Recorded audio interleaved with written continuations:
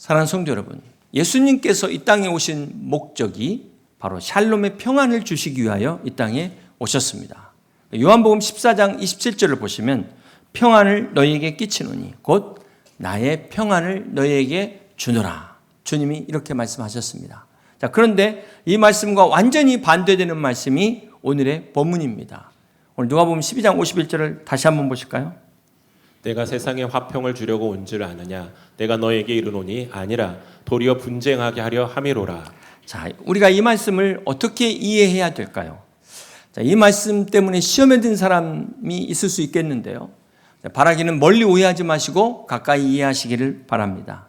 우리가 이 말씀을 제대로 이해하기 위해서는 문맥상 접근을 하셔야지 단어 하나만을 가지고 보시면 오해할 수도 있습니다. 누가복음 12장 49절에 보면 주님께서 내가 불을 이 땅에 던지러 왔다라고 말씀을 하고 있습니다. 우리가 지금 계속해서 하나님의 불에 관한 말씀을 함께 나누고 있습니다. 성경의 불은 하나님의 임재와 심판을 상징하지만 오늘 또 보면 하나님의 언약을 상징하고 있다라는 것을 알 수가 있습니다. 이 불이 히브리어에서 애쉬라는 단어인데요. 창세기 15장에 하나님께서 아브라함과 언약을 맺으실 때 그때 처음으로 이 애쉬 불이 등장합니다.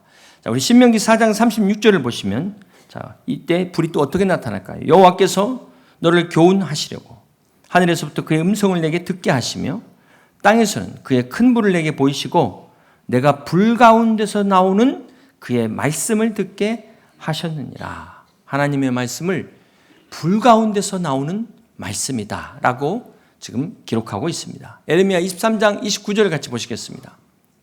여호와의 말씀이니라 내 말이 불같지 아니하냐. 자, 이렇게 하나님의 말씀을 애쉬 불로 표현하고 있습니다. 예수님께서 이 애쉬 불 말씀을 주시기 위하여 이 땅에 오셨다는 것입니다. 이 히브리어 애쉬는 그 알레프와 쉰이라는 단어로 되어 있는데요. 이 쉰이라는 단어는 고대 상형 문자입니다. 그래서 불과 이 이빨을 상징합니다. 여러분, 이 두 문자가 지금 서로 전혀 다르죠? 이빨과 불이 무슨 연관성이 있을까요? 무슨 관련이 있을까요? 전혀 연결이 안 되는데, 자, 우리가 한번 묵상해 본다면 예수님의 말씀이 불같은 말씀이 우리가 그 말씀을 먹을 때, 우리가 그 말씀을 정말 이로 씹어서 먹을 때 그 말씀이 우리 안에 성령의 불로 우리의 더러운 모든 죄를 깨끗게 하심을 믿으시기를 바랍니다. 은혜가 되십니까?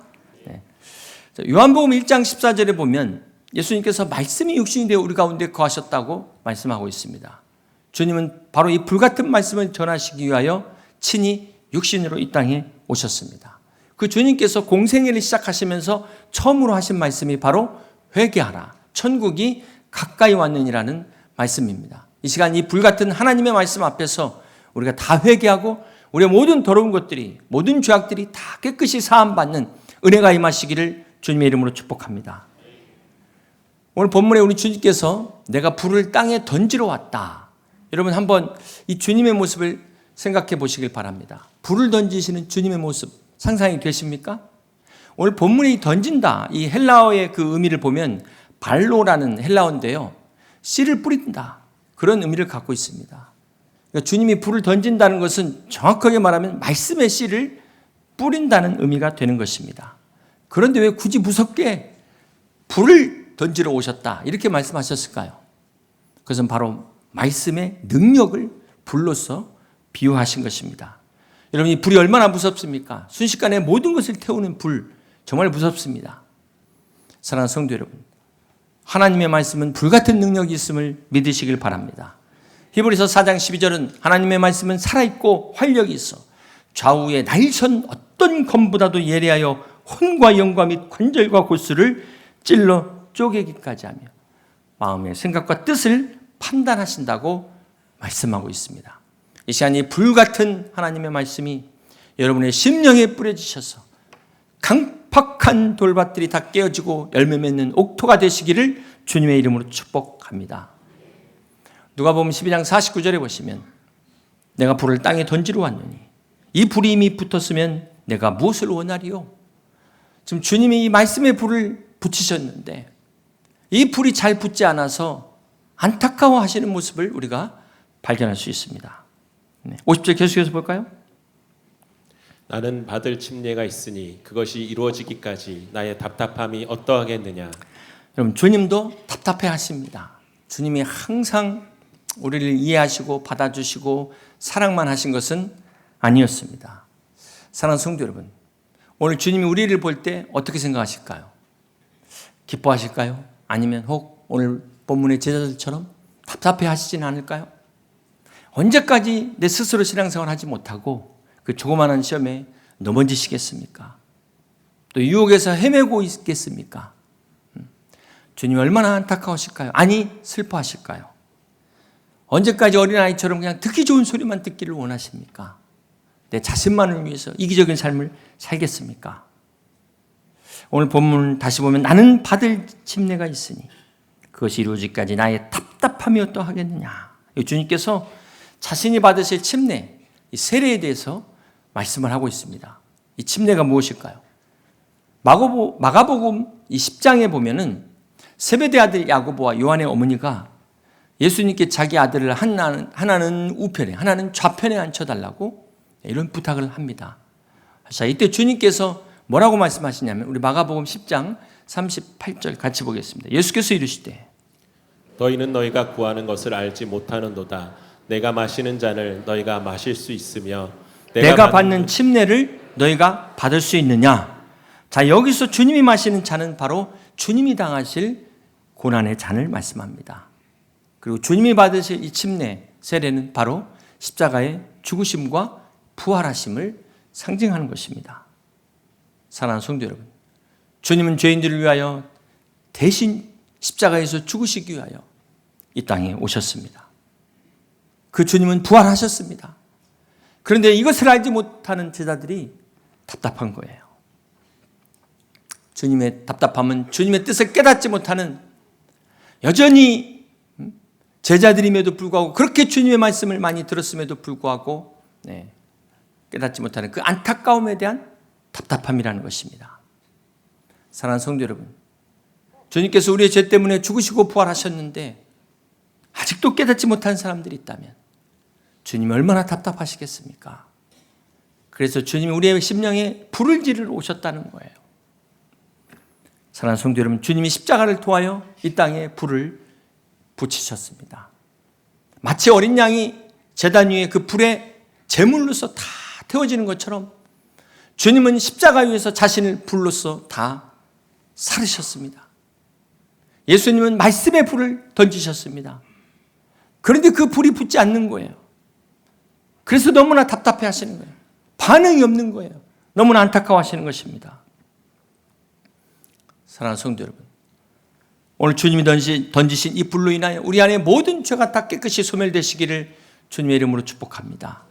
여러분 안에는 모든 상처, 부족한 허물, 연약함이 다 사라지시기를, 치유되시기를 주님의 이름으로 축복합니다. 우리 여의도 침례교회 성도들은 주님을 답답하게 하는 성도가 아니라 주님의 마음을 시원케 하는, 기쁘게 해드리는 저와 여러분 다 되시기를 주님의 이름으로 축복합니다.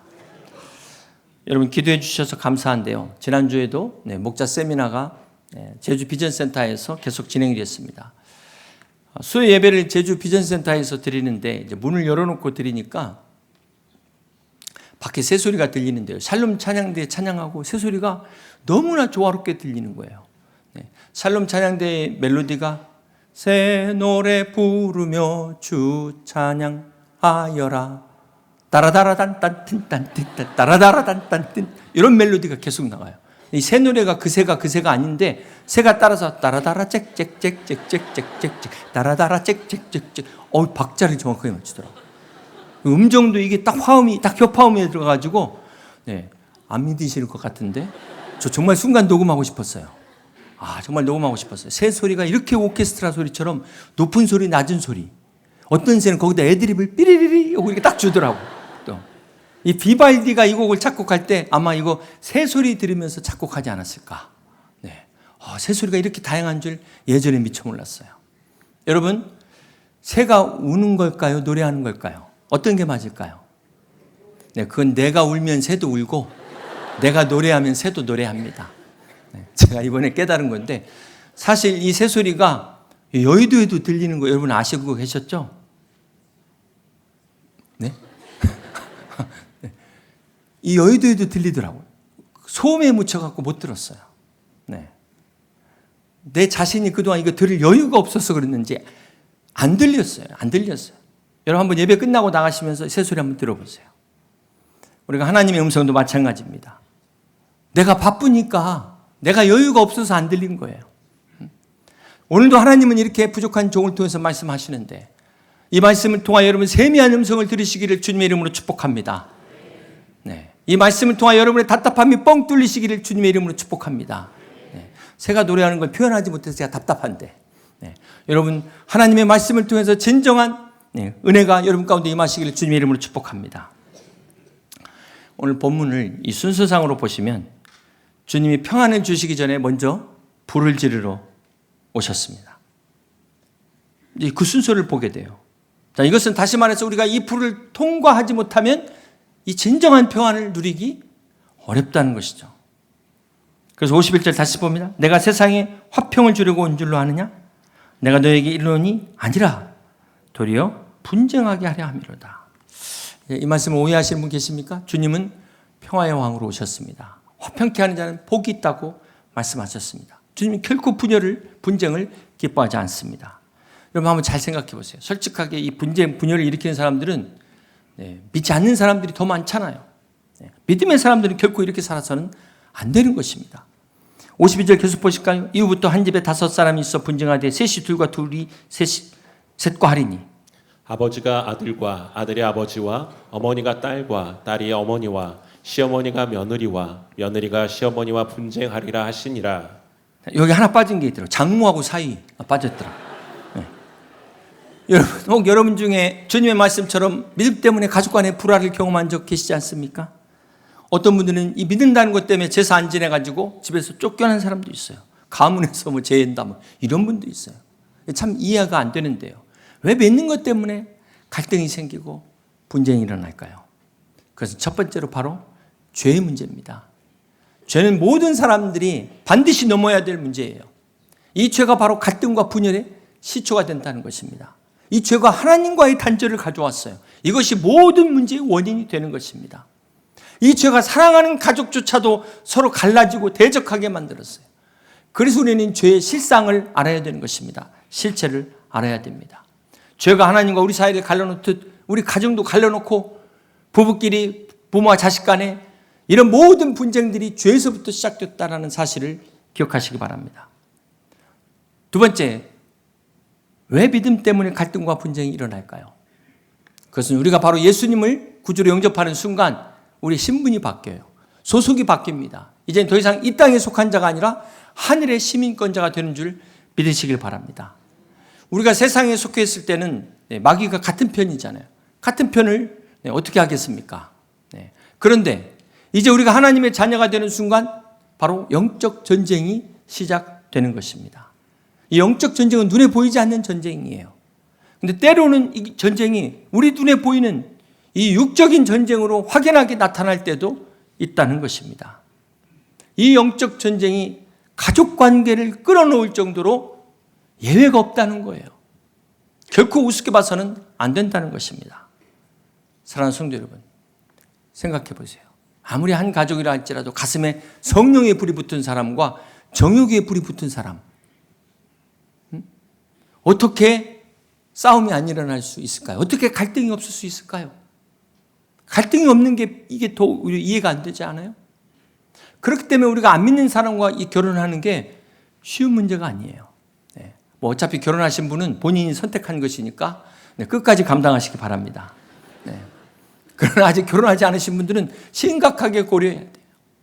사랑하는 성도 여러분, 주님이 깨트리려는 이 평화는 거짓, 가짜 평화를 말씀하고 있어요. 우리가 진정한 평화를 원하십니까? 진정한 평안을 맛보기 원하십니까? 그러기 위해서는 이 가짜를, 거짓 평화를 깨트려야 합니다. 우리가 이 싸움에서 반드시 이겨야 돼요. 뭐 우리는 이미 이긴 줄 믿으시길 바랍니다. 주님의 십자가의 능력으로 이미 다 싸워놓으셨어요. 그래서 우리에게 진정한 평화가 오는 것입니다. 사랑하는 성도 여러분, 만약 주님이 이 불을 던지지 않으셨다면 어떻게 됐을까요? 어쩌면 우리에게 싸움도 없고 분쟁도 일어나지 않았을 것이고 겉으로 볼 때 평안했을 것입니다. 아무 문제 없어 보였을 것입니다. 그러나 속지 마세요. 그것은 진짜가 아닙니다. 그것은 참 평안이 아니라는 것입니다. 그건 행복이 아니에요. 그 성공이 아닙니다. 네. 사랑하는 성도 여러분, 여러분 지금 이스라엘의 막 전쟁을 보시잖아요. 요즘 또 막 이란과 계속해서 지금 하고 있는 걸 보면서 어떤 생각이 드십니까? 사실 저는 올해 제 계획 중에 드디어 이스라엘 성지순례 가서 거기서 설교 준비하고 하나님 주님의 그 설교하신 모습을 생각하면서 말씀을 전해야겠다 그랬는데 그만 전쟁이 나가지고 또 못 가게 됐습니다. 기약하기 어렵게 됐는데요. 이스라엘 백성, 선택받은 하나님의 백성 아닙니까? 근데 그들이 사는 땅이 중동의 화약고라고 불릴 정도로 전쟁이 끊이질 않아요. 이걸 어떻게 설명해야 될까요? 이걸 어떻게 우리가 받아들여야 될까요? 오히려 신앙이 없는 다른 나라만 또 못하게 보이는, 왜 이런 현상이 일어날까요? 하나님이 자기 백성을 버리셨습니까? 여기에 대해서 성경은 이미 답하고 있어요. 우리 로마서 11장 2절 볼까요? 그러므로 내가 말하노니 하나님이 자기 백성을 버리셨느냐? 그럴 수 없느니라. 그럴 수 없다. 하나님이 결코 자기 백성을 버리지 않으셨다는 것입니다. 그러면 왜 이스라엘 백성이 저렇게 고생을 하고 있는가?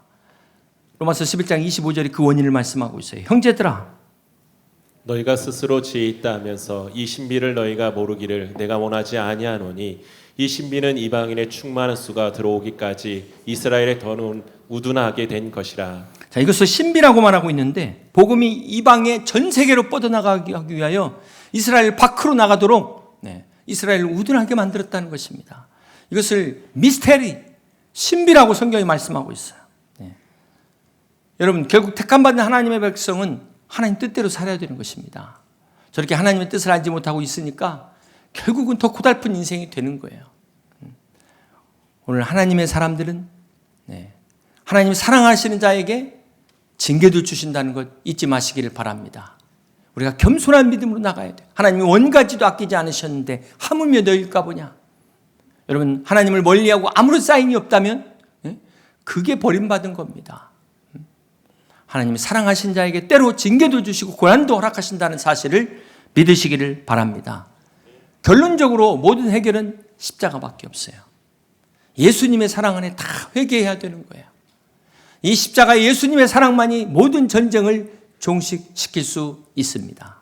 모든 싸움과 분열을 끝낼 수 있습니다. 예수님의 십자가의 사랑만이 진정한 평화를 누리게 할 수 있습니다. 그러므로 다 회개하고 주님 앞에 돌아와야 돼요. 저 이스라엘도 선교사를 다시 보내야 돼요. 그래서 진정한 예루살렘에 세상이 줄 수 없는 평안이 오는, 물론 그때는 주님이 다시 오실 것입니다. 오늘 이 평안이 여러분 가운데 함께 하시기를 주님의 이름으로 축복합니다. 이제 말씀을 정리합니다. 사랑하는 성도 여러분, 오늘 주님이 말씀하신 불은 창조를 위한 불이에요. 뜨거운 용광로에 한번 생각해 보세요. 그 펄펄 끓는 뜨거운 용광로에 어떤 쇠가 들어가든 다 녹아져가지고 새로운 재창조가 되어서 나오지 않습니까? 바로 주님의 불은 이와 같이 우리를 새롭게 하는 능력의 불인 것을 믿으시기를 바랍니다. 주님의 불은 때로는 우리를 연단의 불로 재창조하는, 우리를 새로운 피조물로 변화시키는 하나님의 축복인 것을 믿으시기를 바랍니다. 그렇습니다. 주님의 불은 우리를 거듭나게 합니다. 주님의 말씀은 우리를 새롭게 합니다. 타성과 관행에 젖은 이 습관적인 신앙을 주님은 쇄신의 불로 새롭게 하기를 원하십니다. 오늘 우리가 새로운 변화로 주님 앞에 새로운 심령으로 나아가기를 기뻐하십니다. 이 시간 여러분 주님의 불을 오해하지 마시고 주님 앞에 돌아오시길 바랍니다. 주님의 불 같은 은혜를 사모하시고 이 은혜를 누리시는 여러분 다 되시기를 주님의 이름으로 축복합니다. 찬송가 305장 나 같은 죄인 살리신 이 곡의 작사자로 유명한 존 뉴턴은 그의 아버지가 배 타는 선장이었어요. 당시 지중해를 오가는 상선의 선장이었던 이 아버지를 통해 그도 11살 때부터 배를 타는 선원이 됩니다. 어렸을 때는 그 어머니의 신앙을 따라 잠깐 신앙생활을 했지만 7살이 되던 해 어머니가 그만 돌아가시자 이 존 뉴턴은 선원들과 함께 살면서 신앙을 다 잃어버리고 삐뚤어지기 시작했습니다. 그리고 그는 자라면서 점점 더 난폭한 그런 사람이 되어버렸습니다. 특히 이 아프리카에서 흑인들을 노예로 잡아다가 파는 이 노예상, 이 노예선에서 일하면서 그런 정말 나쁜 잔인한 온갖 악한 일을 일삼는 그런 타락한 인간이 되어버렸습니다. 그러던 중 1748년 3월 1일 그가 배 안에서 토마스 아켄퍼스의 그리스도를 본받아라는 책을 우연히 발견하게 됩니다. 그리고 그 책을 읽기 시작합니다. 그런데 그가 이 책을 읽는 동안 존 뉴턴에게 성령의 불이 임하게 됩니다. 그는 오랫동안 그 영혼 속에서 깊이 잠자고 있던 어머니의 기도 소리, 찬송 소리를 다시 듣게 되었습니다. 마침내 그의 마음에 변화가 일어나기 시작했습니다. 그는 눈물을 흘리며 그 자리에서 무릎을 꿇고 하나님께 회개했습니다. 그리고 그 자리에서 새로운 삶을 출발합니다. 지금까지 자기의 모든 삶을 다 청산하고 정리하고 이제 목회자로서 사명자의 길을 걷게 됩니다. 이 존 뉴턴이 목사가 된 1779년 어느 날 그는 인생의 가장 밑바닥에서 방황하던 자신을 건져주신 하나님의 사랑과 은혜가 너무나도 감사하여 그가 시를 쓰게 돼요. 그리고 그 시가 바로 나 같은 죄인 살리신 찬송가의 가사입니다. 이 찬송가를 통해서 전 세계 많은 크리스찬들이 얼마나 큰 은혜와 감동을 받았습니까? 사랑하는 성도 여러분, 이렇게 성령의 불은 한 사람을 변화시킵니다. 영국의 존 웨슬레는 영국이 위기에 빠졌을 때 영원히 하나님의 불을 붙이라 이거 선포하면서 옥스퍼드 대학에서 성령의 불이 일어나 그것이 영국을 뒤집는 그러한 역사가 일어나게 됩니다. 이처럼 성령의 불은 한 국가를 변화시킵니다. 이 시간 여러분의 가슴에 이 성령의 불이 임하시기를 주님의 이름으로 축복합니다. 마태복음 3장 11절에 나는 너희로 회개하기 위하여 불로 침례를 베풀거니와 내 뒤에 오시는 이는 나보다 능력이 많으시니 나는 그의 신을 들기도 감당하지 못하겠노라. 그는 성령과 불로 너희에게 침례를 베푸실 것이요. 이 시간 성령과 불로 말씀과 성령의 불로 침례를 베푸시는 이 은혜와 성령의 불이 임하시기를 주님의 이름으로 축복합니다. 사랑하는 성도 여러분, 어떤 죄인도 예수님을 믿으면 이 성령의 불이 붙게 돼 있어요. 이 불로 인하여 모든 죄악을 다 이길 수 있는 것입니다. 여러분, 세상은 오늘 이 불을 꺼뜨리려고 유혹해요. 지난주 그 엠마오 길도 마찬가지입니다. 세상의 불은 정욕의 불입니다. 교만의 불입니다. 음욕의 불입니다. 방탕의 불입니다. 이 불은요, 나를 살리는 불이 아니라 죽이는 불입니다. 우리 가정을 홀라당 다 태워버리는 불입니다. 여러분, 이 불을 어떻게 꺼야 될까요? 여러분, 불 끌 때 맞불 작전이라는 거 들어보셨죠? 맞불 작전. 우리가 성령의 불만이 이 불을 끌 수 있음을, 이 세상의 불, 우리는 결코 끌 수 없는 이 거대한 불, 성령의 불로 끌 수 있음을 믿으시길 바랍니다. 성령의 불만이 나를 살리고 우리 가정을 살리고 교회를 살릴 수 있음을 믿으시길 바랍니다. 이 시간 성령의 불이 우리 심령에 붙을 때 우리가 살아나고 우리의 가정이 살아나고 교회가 부흥하는 역사가 일어나기를 주님의 이름으로 축복합니다. 이 시간 여러분의 심령 안에 성령의 불이 뜨겁게 타오르셔서 나 같은 죄인 살리신 주님의 은혜 놀라와 이 은혜가 충만하시기를 주님의 이름으로 간절히 축원합니다.